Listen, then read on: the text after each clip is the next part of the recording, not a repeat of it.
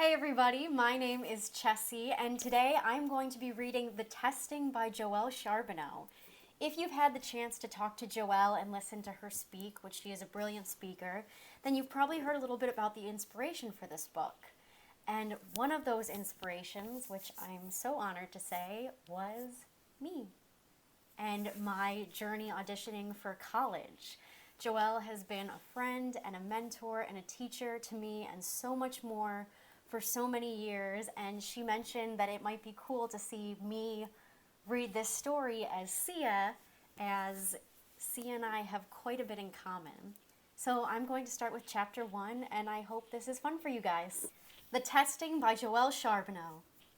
Graduation Day. I can hardly stand still as my mother straightens my celebratory red tunic and tucks a strand of light brown hair behind my ear. Finally she turns me, and I look in the reflector on our living area wall. Red. I am wearing red. No more pink. I am an adult. Seeing evidence of that tickles my stomach. Are you ready, Sia? My mother asks. She too is wearing red, although her dress is made of a gossamer fabric that drapes to the floor in soft swirls. Next to her, my sleeveless dress and leather boots look childish. But that's okay. I have time to grow into my adult status. I'm young for it at 16, the youngest by far in my class. I take one last look in the reflector and hope that today is not the end of my education. But I have no control over that. Only a dream that my name will be called for the testing. Swallowing hard, I nod. Let's go. Graduation is held in the Colony Square among the stalls filled with baked goods and fresh milk, because the school isn't large enough to hold all the people who will attend. The entire colony attends graduation, which only makes sense since everyone in the colony is related to at least one of the students crossing over to adulthood or celebrating their promotion to the next grade. This year is the largest graduating class the Five Lakes Colony has had. 8 boys, 6 girls. A tangible sign the colony is thriving. My father and 4 brothers, all dressed in ceremonial adult purple, are waiting for us outside our dwelling. My oldest brother Zine shoots me a smile and ruffles my hair. Are you ready to be done with school and get out into the real world with the rest of us slobs? My mother frowns. I laugh. Zine and my other brothers are definitely not slobs. In fact, girls practically throw themselves at them. But while my brothers aren't immune to flirting, none of them seems interested in settling down. They're more interested in creating the next hybrid tomato plant than starting a family. Zine most of all. He's tall, blonde, and smart. Very, very smart. And yet he never got chosen for the testing. The thought takes away the shine from the day. Perhaps that's the first rule I will learn as an adult. That you can't always get what you want. Zine must have wanted to continue on to the university, to follow in Dad's footsteps. He must know what I'm feeling. For a moment, I wish I could talk to him. Ask him how he got through the disappointment that most likely is awaiting me. Our colony will be lucky to have one student chosen for the testing, if any at all. It's been 10 years since the last student from Five Lakes was chosen. I'm good at school, but there are those who are better. Much better. What chance do I have? With a forced smile, I say, "You bet. I can't stay in school if I plan on running the colony by the time all of you are married." Heart and Wind blush. They are 2 years older than me, and the idea of marriage and dating makes them run for cover. The 2 of them are happy working side by side in the nursery, growing the flowers and trees Dad has created to withstand the corrupted earth at the outskirts of the colony. No one will do much of anything if we don't get moving. Mother's voice is sharp as she heads off down the path. My brothers and father quickly follow. Zine's and Hammond's lack of marriage prospects is a sore spot for our mother. Because of Dad's job, our house is farther from the center of the colony than most. My brothers and father have made the ground around our small house bloom green with plants and trees, but 100 feet past our front door, the earth is cracked and brittle. Though some grass and a few scraggly trees do grow, Dad tells me the earth to our west is far worse, which is why our leaders decided to place the Five Lakes colony here. Usually I ride my bicycle to town. A couple of citizens own cars, but fuel and solar cells big enough to run them are too precious for everyday use. Today I trail behind my family as we walk the almost 5 miles to the colony's community square. Square is really the wrong word, but we use it anyway. It's shaped more like a turtle, with an oval center and some appendages to the sides. There is a beautiful fountain in the middle that sprays clear, sparkling water into the air. The fountain is a luxury since clean water is not always easy to come by. But we are allowed the waste and the beauty in order to honor the man who discovered how to remove the contamination from the lakes and ponds after stage 7. What is left of the oceans is harder to clean. The ground becomes greener and birds sing the closer we get to the center of the colony. Mom doesn't talk much on the way. Zine teases her that she doesn't want me to grow up, but I don't think that's the case. Or maybe it is. Mom and I get along fine, but the past couple of years she has seemed distant. Less willing to help me with my homework, more interested in getting the boys married and talking about where I will apprentice when I finish school. Any discussion of me being selected for the testing is not welcome. So I talk to her less and less, and to my father more and more. He doesn't change the subject when I speak about going further in my education. Although he doesn't actively encourage me, he doesn't want to see me disappointed, I guess. The sun is hot, and sweat drips down my back as we trek up the final hill. The sounds of music and laughter form just out of sight have me quickening my step. Just before we reach the top, Dad puts his arm around me and asks me to wait while the others go on ahead. The excitement over the hill pulls at me, but I stay put and ask, "Is something wrong?" His eyes are filled with shadows, even though his smile seems bright. "Nothing is wrong," he says. "I just wanted a moment with my little girl before things get too crazy. Everything changes the minute we go over that hill." I know. Are you nervous? Kind of. Excitement, fear, and other emotions swirl inside of me, making it hard to tell what I'm really feeling. It's weird not knowing what I'm going to do when I get up tomorrow. Most of my classmates have made choices about their future. They know where they will apprentice or if they will move to another colony to find work. Some even know who they are going to marry. I know none of these things, although my father has made it clear I can work with him and my brothers if I choose.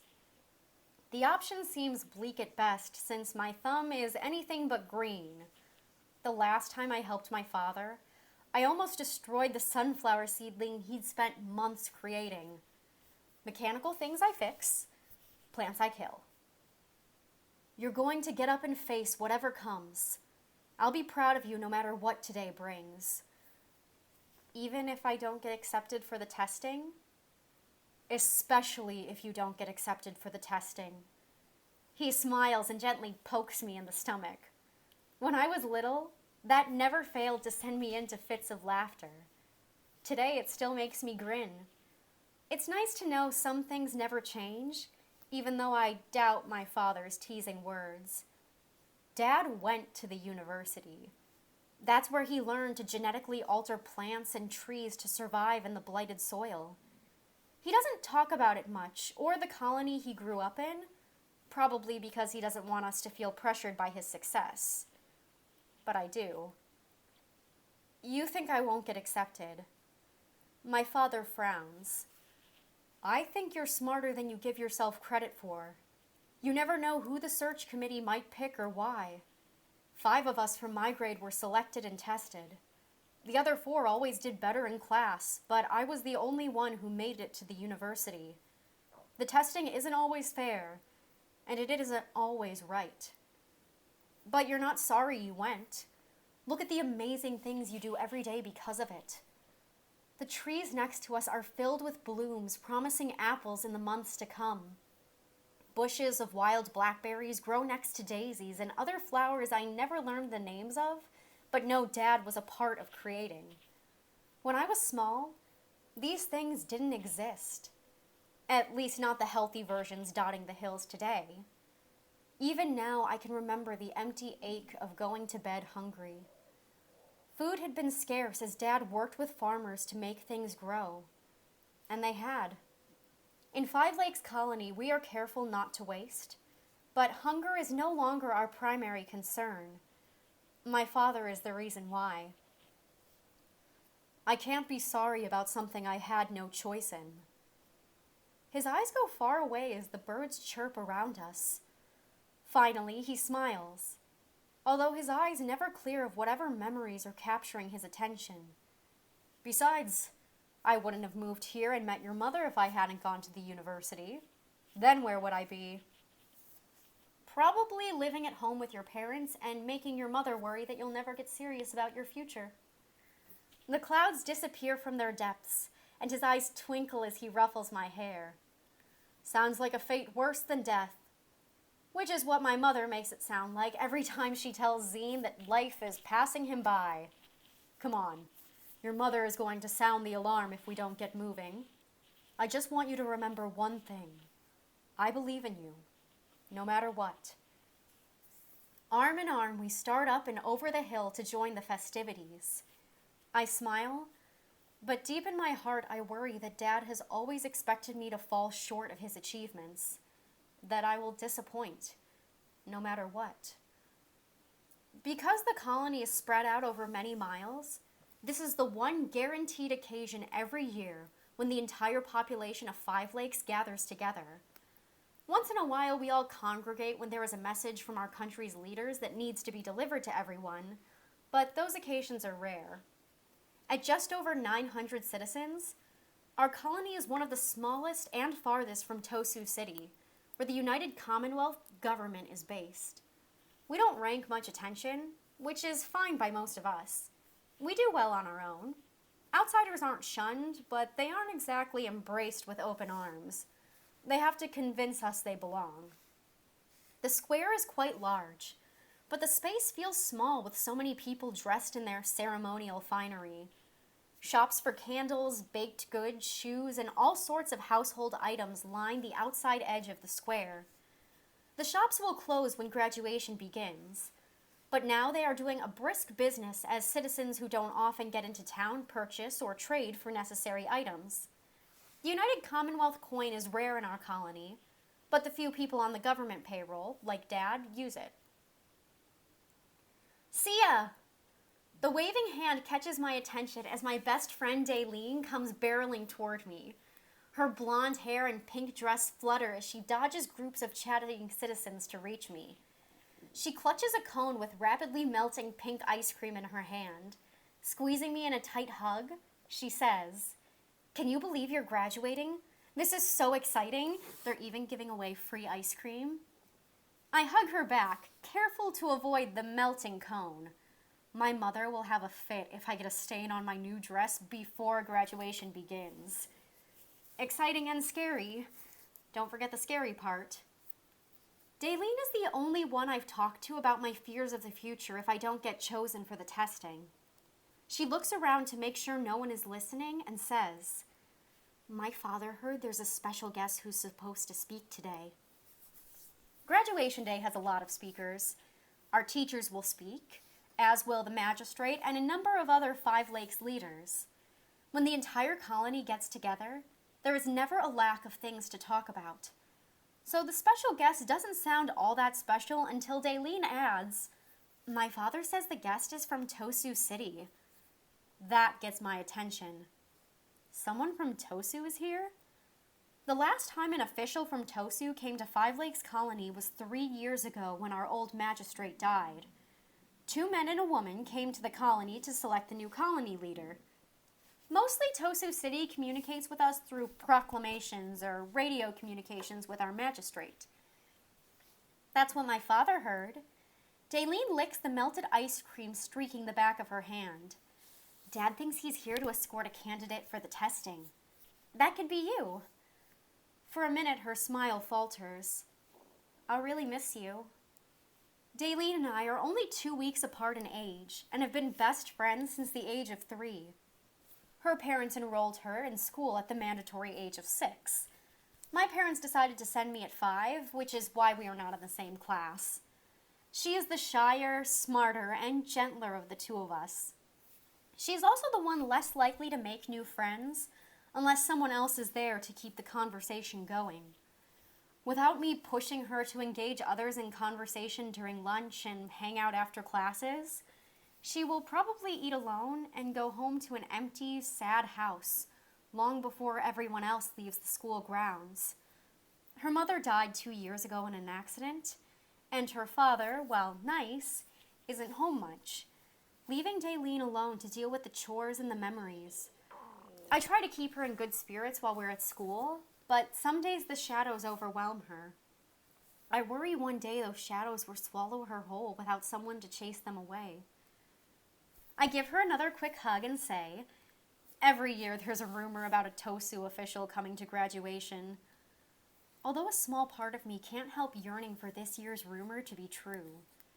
To distract myself as much as Daleen, I add, now I want to go get some of that ice cream before it's gone, okay? I enlist other friends, many of them going into their final year of school, in our search for strawberry ice cream, hoping that one of them will take Daleen under her wing when classes begin again in a few weeks. If not, I will find a way to make things easier for Daleen.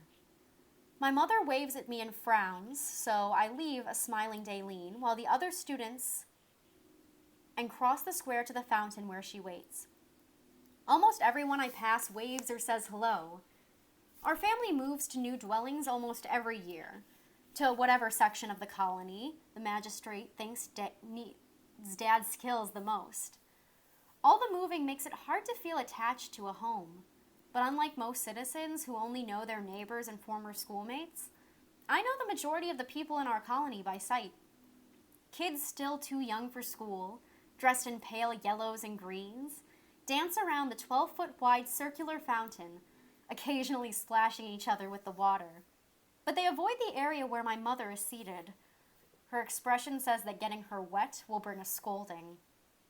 Something I'm probably going to get no matter what. My mother studies me. Your hair is a mess. What have you been doing?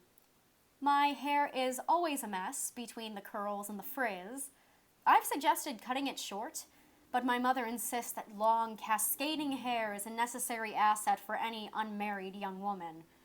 If my hair even came close to cascading, I might agree with her. The sounds of drums and trumpets compel my mother to stop her assault on my hair. My stomach does a flip. Then another. It's time to take my place among the students. Graduation is about to begin. My father and brothers appear out of the crowd and give me hugs before I head for the raised platform where my fellow graduates and I are expected to stand throughout the ceremony.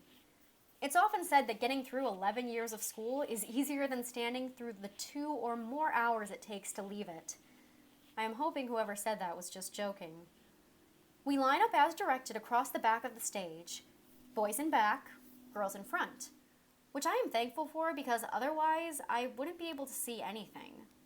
My brother inherited my mother's and father's height, whereas I am a throwback to another generation. At 5 feet 2 inches, I am the shortest girl in my class. Ms. Jorgen, our teacher, fusses with our positioning and reminds us at least a dozen times to smile, stand straight, and pay attention. This is her first graduation day in Five Lakes Colony, so she is no doubt nervous. Once she is happy with our arrangement on the stage, she takes her place in the middle of the platform, and the trumpets and drums sound again. Magistrate Owens appears in the doorway of her house, the only 3-story structure on the square, and walks stiffly through the crowd. She is a robust, gray-haired woman with deep lines on her face. Her red dress is a darker color than most, more of a rust tone. The minute she reaches the podium at the front of the stage, she leans into the microphone that is set to amplify her voice across the square and announces, Happy Graduation Day. We all say the words back to her, and several citizens applaud. Magistrate Owens waits for the square to grow quiet again before saying, Graduation Day is an exciting time for us all, but especially for the students behind me. After today, they will become a very welcome addition to our colony's workforce. 25 years ago, the United Commonwealth Government decided to send 150 men, women, and children to this area. They created Five Lakes Colony in the hopes that our hard work would make the scarred earth that was once rich with farmland and forests thrive. The 5 lakes that we are named after were once called the Great Lakes. With the aid of our citizens, we are helping to restore them to their original name. We have needed every member of our community to make this happen. Graduation Day adds 14 of you to our cause, and for that we are fortunate. Each step we take forward creates the need for more hands to help cultivate progress. Trust me when I say we can never have enough hands. I know many of you have not yet decided what careers you will embark on, but all of us are grateful for whatever work you will do here in the years to come. The crowd applauds. My stomach swoops with nerves and excitement as Magistrate Owens announces, "Let the Graduation Day Parade begin." I bite my lip to keep it from trembling as the trumpets and drums take up a marching melody. My eyes blur with unshed tears, blinding me for a moment to the entrance of my soon-to-be former schoolmates. Every year, the students from the school parade into the square one class at a time to great applause. Each class makes a banner that 2 students carry at the front to announce what lessons we learned this year. After the ceremony, the banners will be displayed in the square and the favorite one will be voted on. There is often friendly betting among the adults as to which class will win. For the first time, I am not among those parading, and it hits me that I will never be again. The youngest class leads the parade, followed by the next oldest, and so on. They march around the fountain to the beat of the drums and over to an area left of the stage that is roped off for them.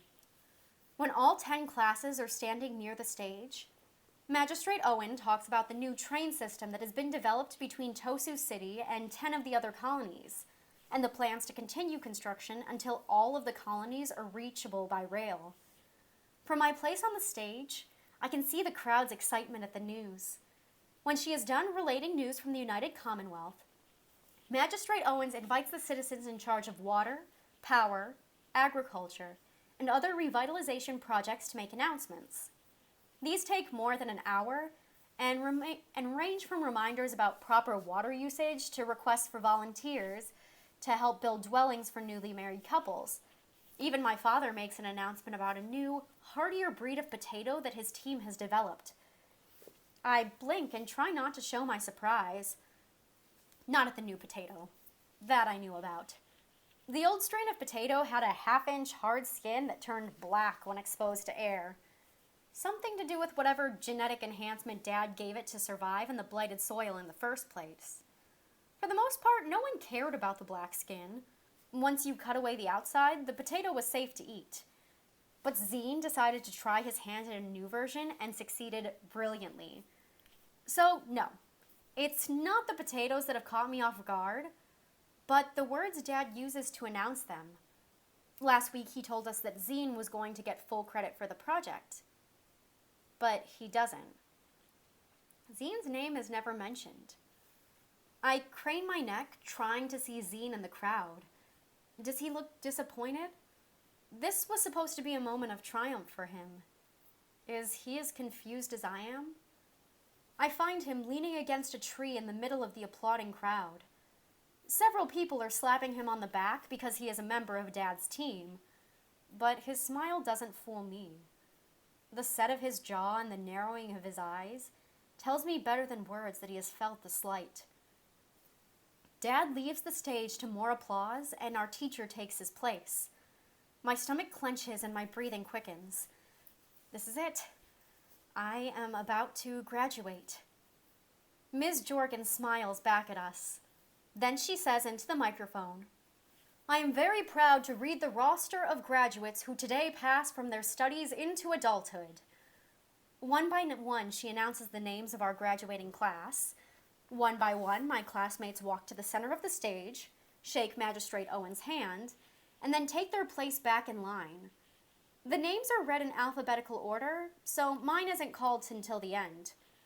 Malencia Vale. My legs are unsteady from nerves and stiff from standing.